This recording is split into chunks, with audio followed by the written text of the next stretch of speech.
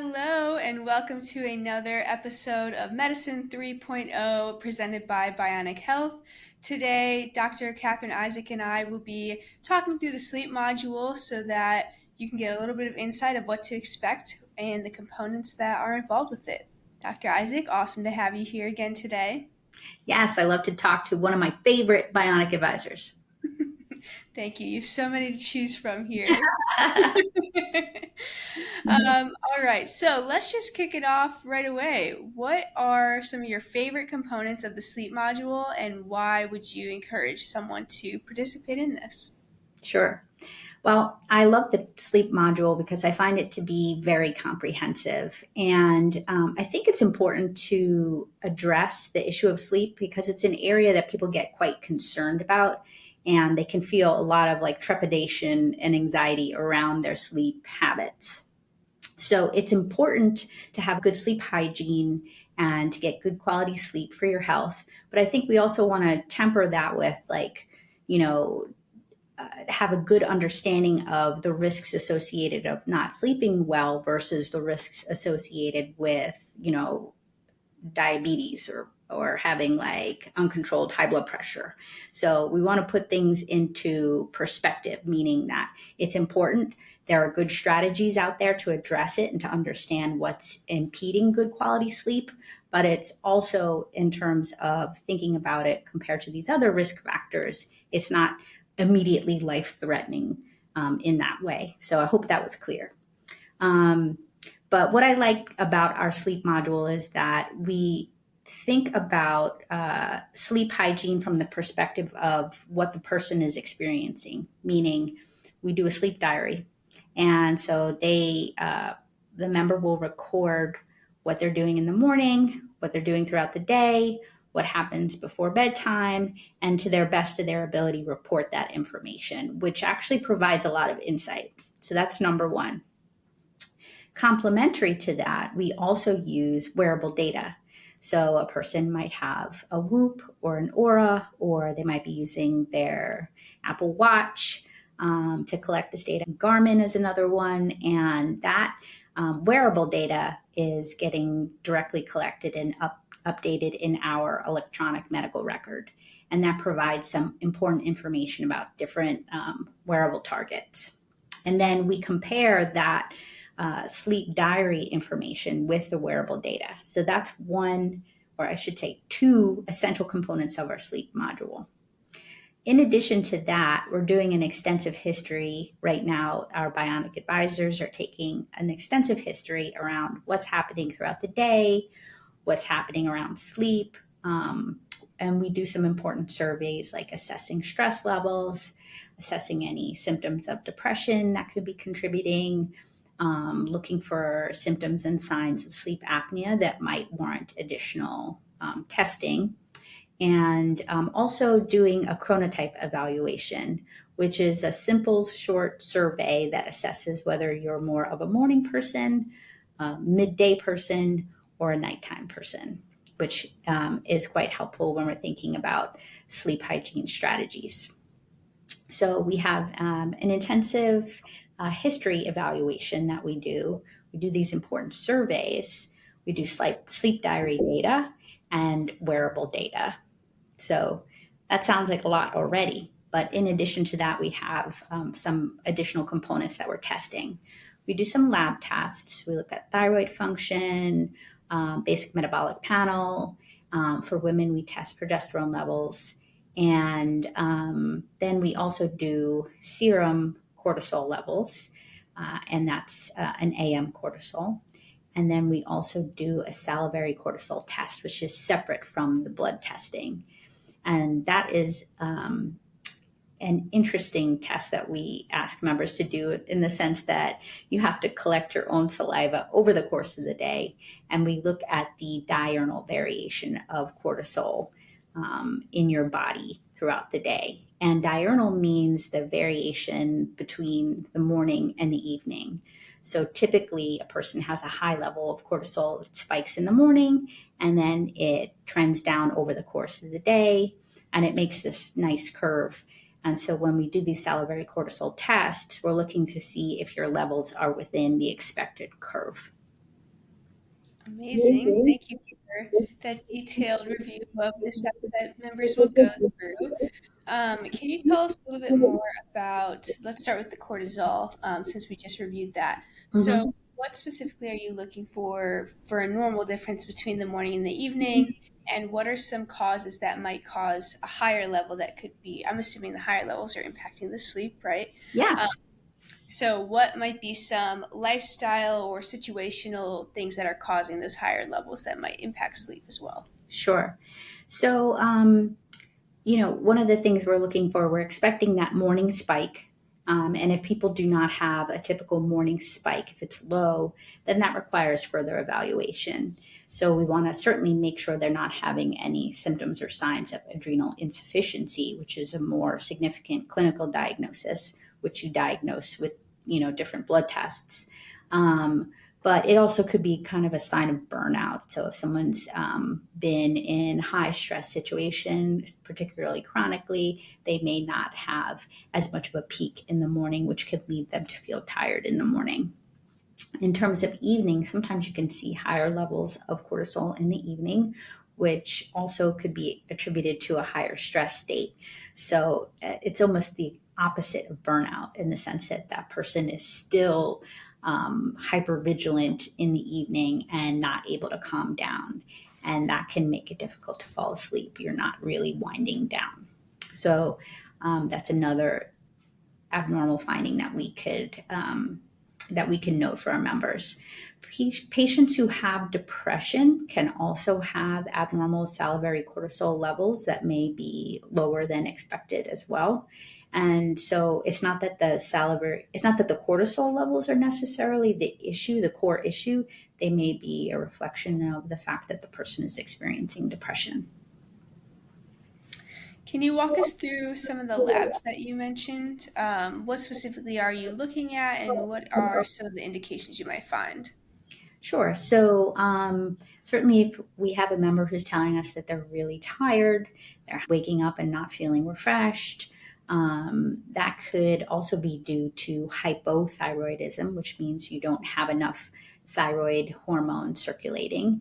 And so, rather than focus on improving sleep hygiene, you want to make sure not to miss a diagnosis of hypothyroidism. And we're testing for that with the thyroid stimulating hormone and a free T4. Um, and Less commonly, I mean, you could also pick up hyperthyroidism, where a person would feel a sense of restlessness, maybe too much energy, difficulty calming down, and that would be because of excessive levels of thyroid hormone in their system. So we're looking for that. This is very unlikely, but if you had some electrolyte abnormalities or kidney dysfunction, certainly advanced kidney issues, people can have difficulty with sleep wake. I'm not expecting to find that with our members, but we do look for that as well. And then progesterone levels are helpful for women, not for men, particularly if they have very low progesterone levels that could potentially signal difficulty with sleep. And those are things that we can see for people who are in the perimenopause, menopause phase. Menopause, I'm expecting that you have low progesterone. That is a normal finding. In perimenopause, you may have levels that are kind of bouncing around, but sometimes it's hard to make that diagnosis of perimenopause if the woman is still having regular periods. She may be having other symptoms like difficulty with sleep, irritability, fatigue, waking during the night, but still be having regular periods. And it can be a clue. It's not a definitive diagnosis, but it can be a clue that actually it sounds like this might be related to perimenopause. That's super interesting. Another just kind of side comment on progesterone in the menstrual cycle, particularly in premenopausal females. Mhm. Um, During the luteal phase, we see a spike in progesterone, and that causes an increase in body temperature, which Mhm. often disrupts sleep as well. So, even from phase to phase, women might be seeing a difference. So, that might be an important consideration for people doing this module that are premenopausal. Yeah, yeah, very good. Yes. So what about the sleep diaries? Can you tell me a little bit more about those and also the chronotype and maybe even how people become different chronotypes? Yeah, so it's interesting, and there's a lot of information out there to go into more details on chronotype. But basically, what we're just trying to assess is if you're typically a morning person, typically an evening person. And I would say, at least in our society, in our culture, you kind of have to be an all day, all night person, right, with the level of productivity that we expect from ourselves. But there are just some of us who are naturally, it's easy to wake up in the morning. We feel, bright eyed and bushy tailed and ready to go. But as, 8 o'clock rolls around in the evening, we're already looking to get into bed. And then you have some folks who it's really hard to wake up in the morning. They feel sluggish. They don't feel like they're necessarily clear thinking, clear minded. And that can be challenging for that person when you have to be at work at 8 a.m., when that might naturally be a time when you are ready to wake up, but you're still, ready to work late into the evening and still highly productive at 7 p.m., 8 p.m., 10 p.m., and ready to go to bed at 12 o'clock. So you can see how this can impact like level of function, productivity, if you're trying to operate at a time that's outside of your typical and usual chronotype. Some of those things may be outside of our control, depending on work hours. And certainly if you have a family that you're caring for, you can't necessarily tell your children, hey, I know you're a morning person, you're up at 6, but I'm an evening person. So you're going to have to just take care of yourself until I'm ready to go. But it certainly can be important for, encouraging you to sort of stay with your sleep hygiene regimen. And I'll use myself as an example. I'm a morning person. My husband is a late night person. So he's much more productive late into the evening and will stay up later. But sometimes I want to be able to spend quality time with him and I'm staying up later, or vice versa. He might be waking up early to try to help me get the family ready in the morning. And, so we have to kind of be aware of what each of our optimal times are, and also, try to I've got to try to sometimes allow myself to go to bed early and vice versa, allow him to sleep in and to stay up later, because that's just what's natural for both of us. Hope that was clear. Yeah, absolutely. Well, thank you for on some of the sleep diaries and the chronotypes. Let's Well, I talk wanted about to share, if I may, Kelly, and sorry to yeah. interrupt you, but just to go into the sleep diary, I find that when I'm actually doing the review of the sleep data, I find that to be really interesting, and I think to help provide important insights. So we do a morning sleep diary and a nighttime sleep diary. So the morning is the recall of the night. What time did I get into bed? How long do I think it took me to fall asleep? Did I wake up at all during the night? How long was I awake? What time was I up in the morning? Did I ever feel refreshed? So that's the morning sleep diary for the most part. And the nighttime sleep diary is a recall of your day. Did I get any sunlight during the day? Did I do any exercise during the day? Did I have any caffeine or any other things that are going to disrupt my sleep during the night? What did I do before bedtime? And what time, again, uh, not what time I'm getting into bed, but kind of how am I feeling? So that can be really, really useful information, because one, it helps us to identify any discrepancies between what's going on for that person from what they're recalling and what is the wearable data showing. And so that's super useful, because we're always asking the question, like, is the wearable data accurate and useful? And then the other interesting thing is, like, where can we start to make some lifestyle changes and implement important sleep hygiene changes?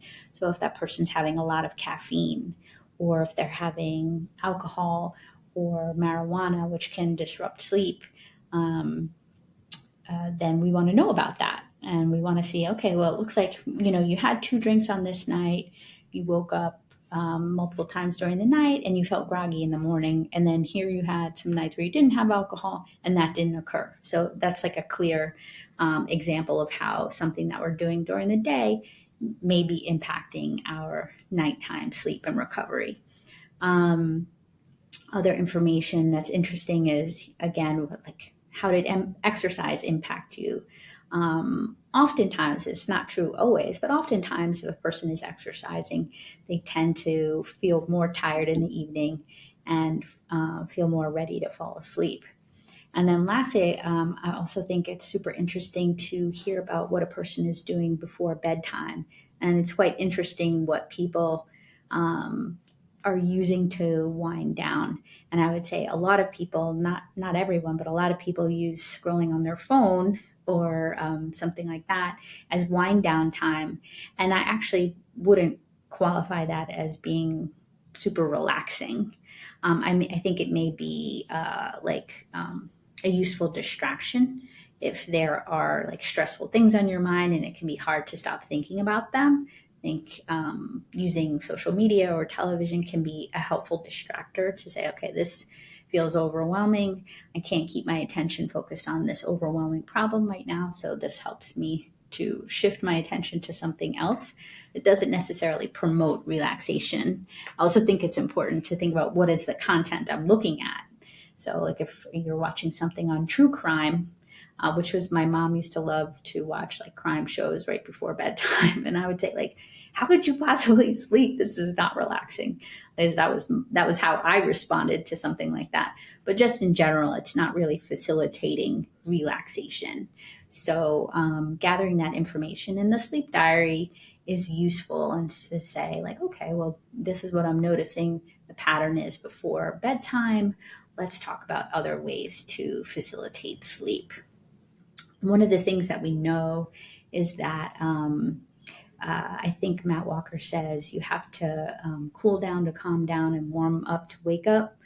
And so your body temperature, your internal body temperature cools down at bedtime, and that helps facilitate sleep. And so he'll actually say it's good to take something like a hot shower or warm bath before bedtime. That vasodilates the blood vessels in your skin, allows you to release heat, and then that allows you to cool down your core body temperature, which helps to facilitate sleep. And so I like to encourage folks to do something like that. Warm shower, warm bath, even like a heating pad in bed or blanket, or a sauna if you have, to help promote relaxation before bedtime. Awesome. You brought up a bunch of things that I wanted to dive into next, so that was perfect. I'd like to start with the wearables.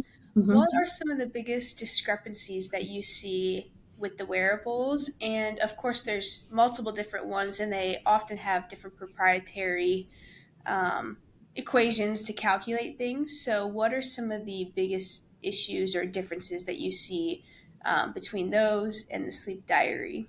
Because I think a lot of times we use our data, but it's how accurate is it? I guess. hmm Yeah, I think that's always a question we're asking ourselves, the user themselves, how accurate is my sleep data? And also then us as the clinical team asking that about the data that we're collecting. And when we designed the sleep module, I wanted to use targets that were available across the board. So it didn't matter which wearable you were using. So I know that some have a sleep score, et cetera. So that may be specific to that wearable. So when we're looking at targets, I'm not necessarily looking at that one specifically, although of course we can collect that data and we can review it. Um, but the things that we're actually looking for are like total time slept. So we're looking for sleep efficiency, and that is the total time asleep divided by the time in bed, and then times 100 to create a percentage. So, if you want to have a higher quality sleep efficiency greater than 85%, meaning that 85% of the time you were in bed, you were asleep or more, and that we would consider that a good target. So we're looking at what The sleep wearable measures for sleep efficiency, and then I can also compare that to what the person is reporting, and to their best guess is sleep efficiency. And so that actually can help identify some obvious errors with the wearable data. So, for instance, if a person says, I got into bed at 9 o'clock, I read for 20 minutes, and I think I started to fall asleep around 20 after, something like that.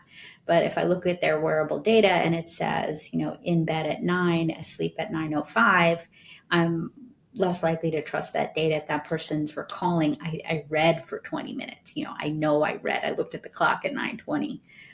So that to me is a discrepancy. And I will say that I have seen that pretty often, which causes me to lean towards the sleep diary data when I'm looking at sleep efficiency. We do collect the sleep efficiency from the wearable and review that. But again, I'm kind of from the diary data sort of saying, okay, does this seem accurate or not?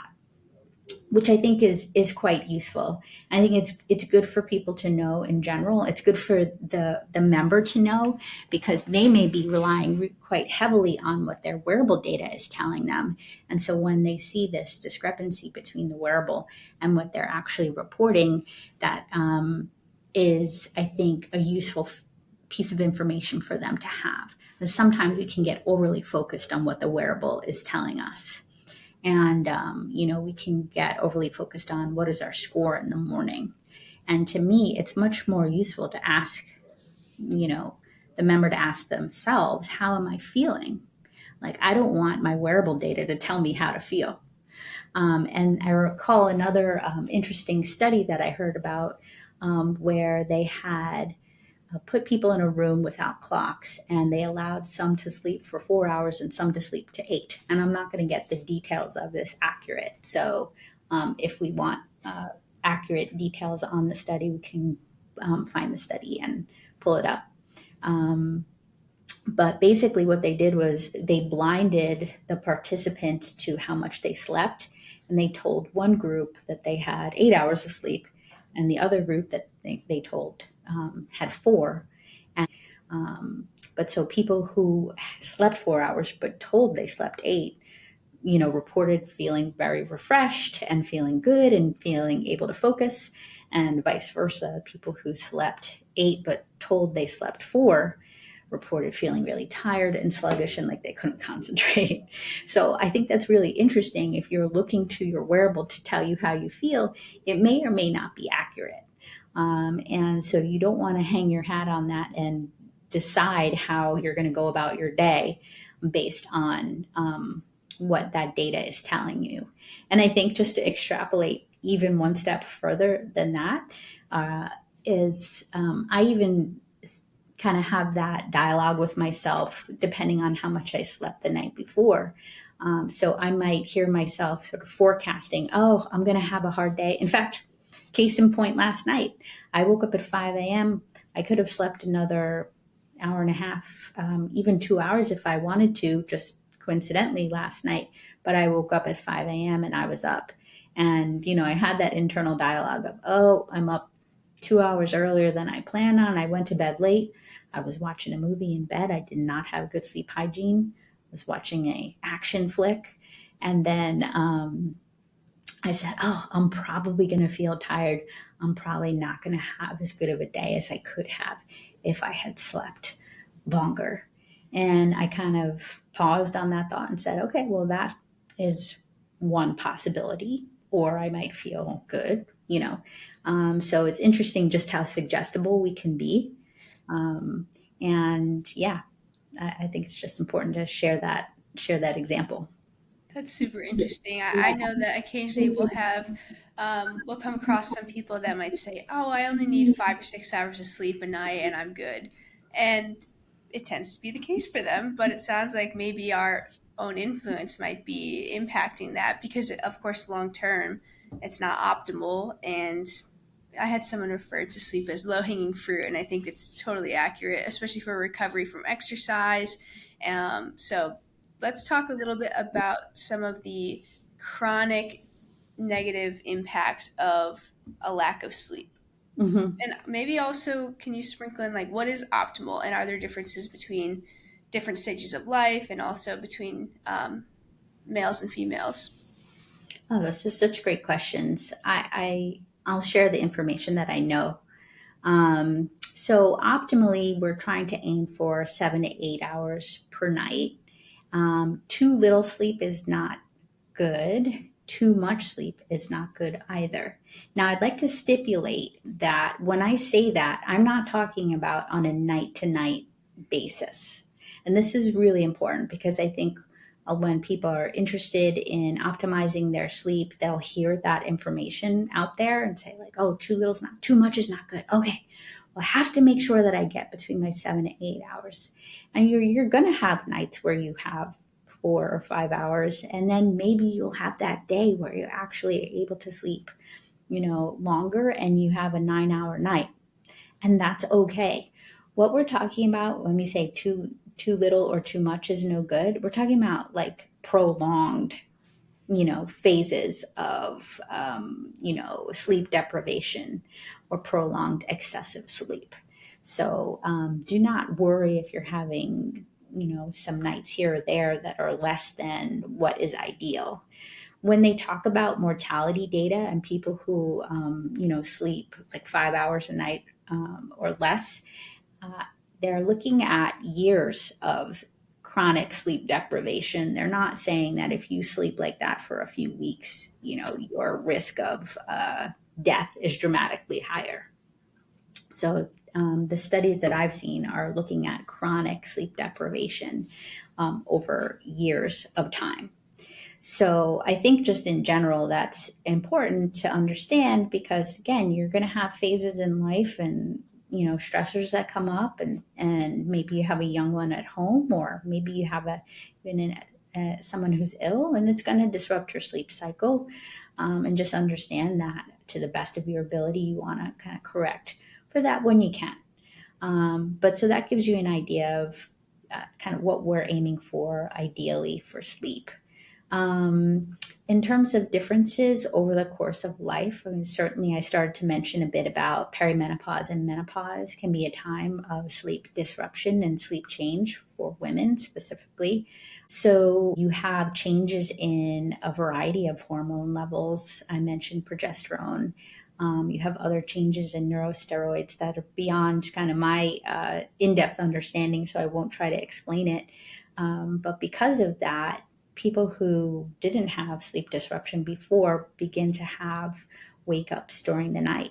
And so, a typical pattern in the perimenopause and menopause phase of life is that the person will have no trouble falling asleep, but they'll have trouble staying asleep and will wake up multiple times a night, even if it's not related to having hot flashes, which, of course, is another thing that's going to disrupt sleep.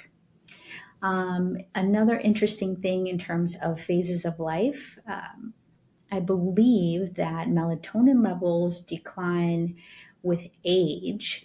And so when we look at data for the usage of melatonin, there is data to suggest usage of melatonin in elderly folks because they have lower levels. And so that is one particular case of members where I will recommend melatonin.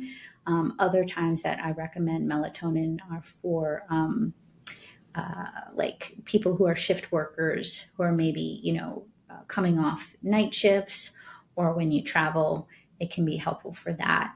I don't generally recommend the usage of melatonin simply for people who are having trouble falling asleep.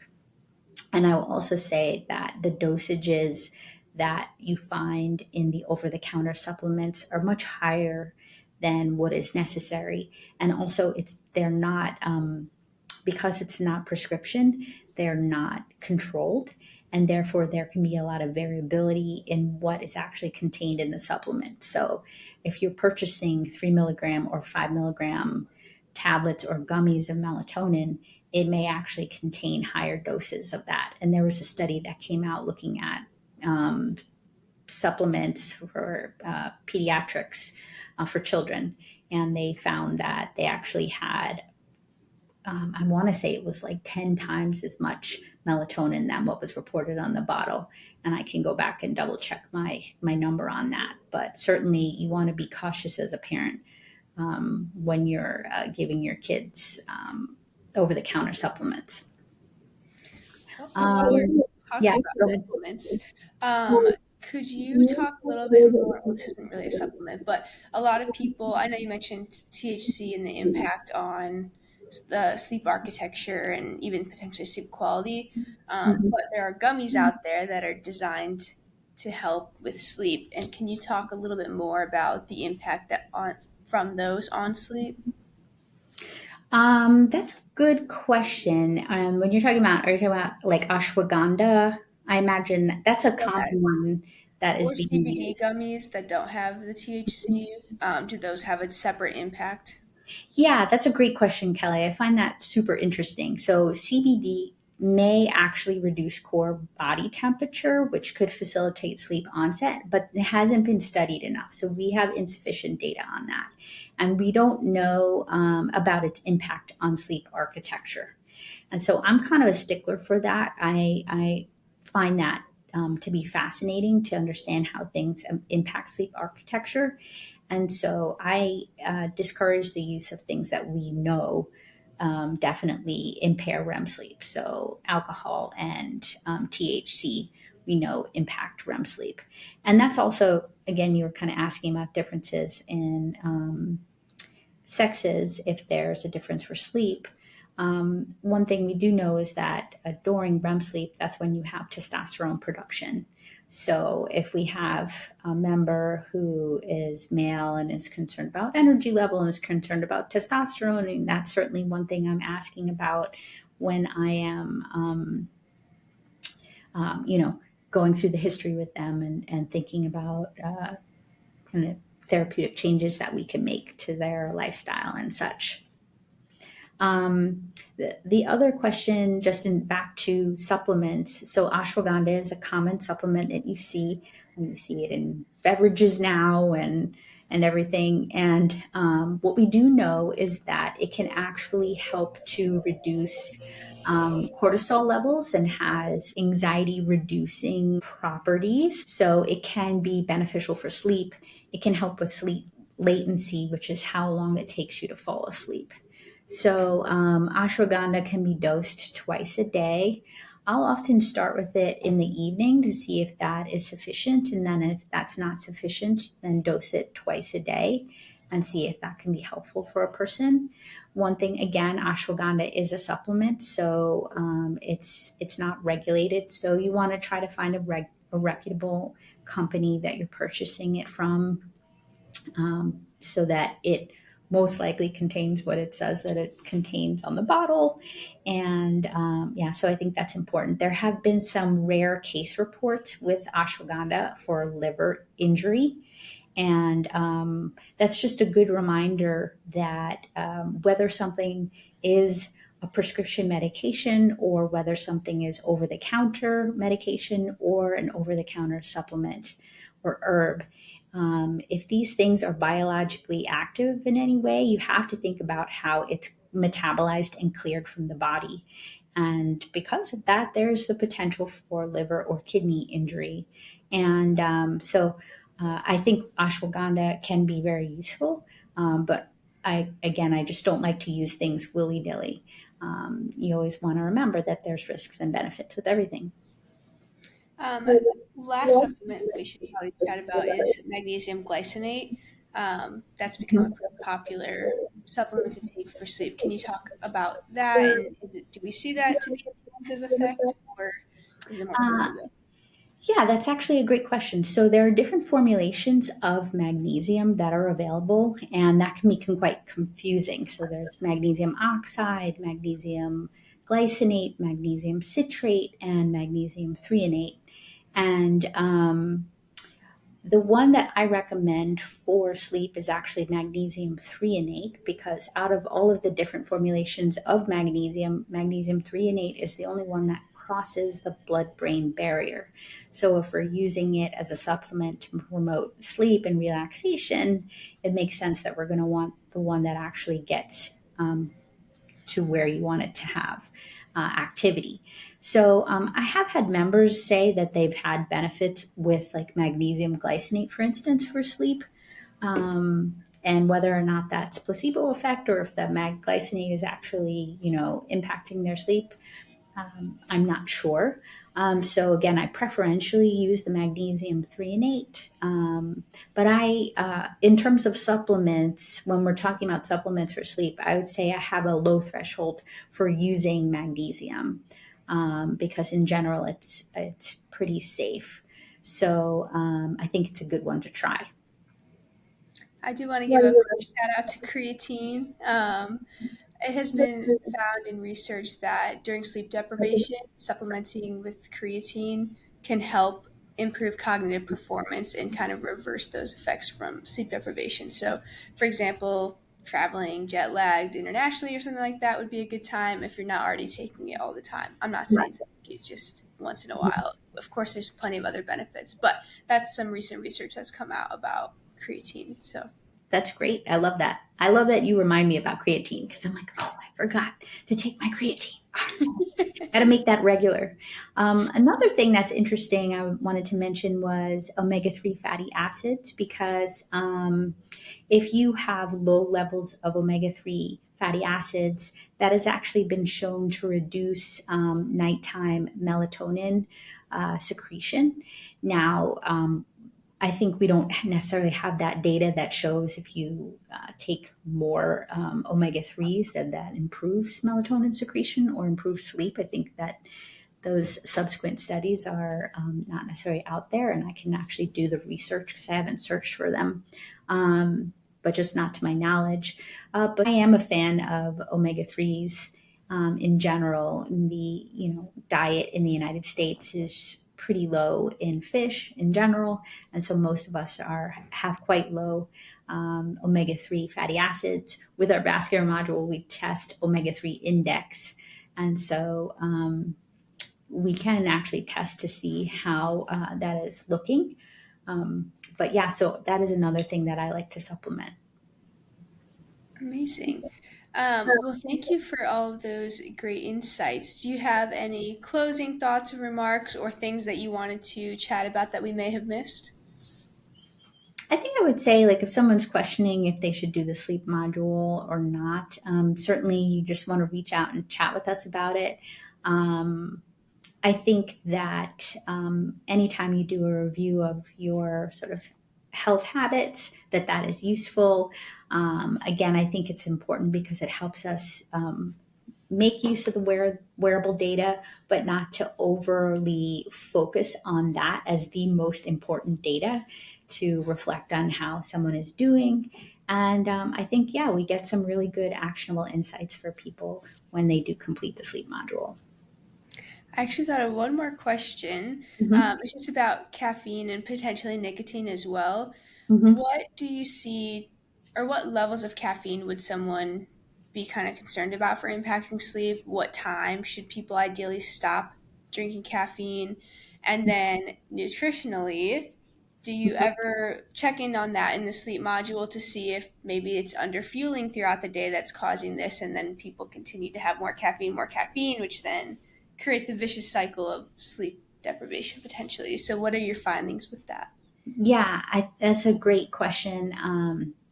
And that's another reason the sleep diary is quite useful because we ask about exercise, so we'll have an idea of how much that person is exercising, and if they have a high level of activity, that we can see. Sometimes that actually can be have an adverse effect on sleep if they're very very high active and under fueling, as you're saying. They can feel quite sluggish, and then, like you said, start taking caffeine or other things to try to feel more awake, which is like a vicious cycle. In general, I like to encourage folks to stay at 1 to 2 cups of caffeine in whatever source you like to take it. Some people like to actually have coffee. Some people enjoy tea. Some people enjoy caffeinated beverages is their preference. And I like to keep that before 1 to 2 p.m. Now, that being said, I also think it's particularly with caffeine, just in my clinical experience, I ask people, like, because you kind of feel the effect yourself. Like, I have been someone for most of my life where caffeine really didn't seem to impact me. Now, I understand that that also changes over time. So, if you were like that when you were young, it doesn't mean that it's going to be the same when you start getting into your 40s and 50s and 60s. Um, but just having a conversation with that person, some people can really feel the effects of caffeine, and some people don't really notice the impact whatsoever. So I would say I don't have like that hard of a line on that. 1 to 2 cups of coffee or the equivalent is like a general recommendation, but I like to have a conversation and sort of hear what that person is or is not doing. And then also just important to point out, if they are someone who's a high caffeine user, I discourage them stopping immediately cold turkey, because they'll definitely get rebound headaches in the morning, which are unpleasant. So you want to gradually wean down over time. Amazing. And then timing wise, I think if I remember correctly, the caffeine half life is about 6 to 8 hours. I think it depends on the person, but that's just something to keep in mind timing wise. Oh, that's Um, great. I actually don't know the caffeine half life, so I trust you, but we could always look it up after. yes. All right. Well, thank you so much for your time as always, and I hope everyone enjoys our Sleep Module podcast. Absolutely. Thanks, Kelly. Bye. Bye. Thank you for listening to another episode of Medicine 3.0. We make this podcast so that you know where to turn for good information on keeping you and your loved ones healthy. Feel free to check us out at bionichealth.com, where we can help you live a longer, happier life.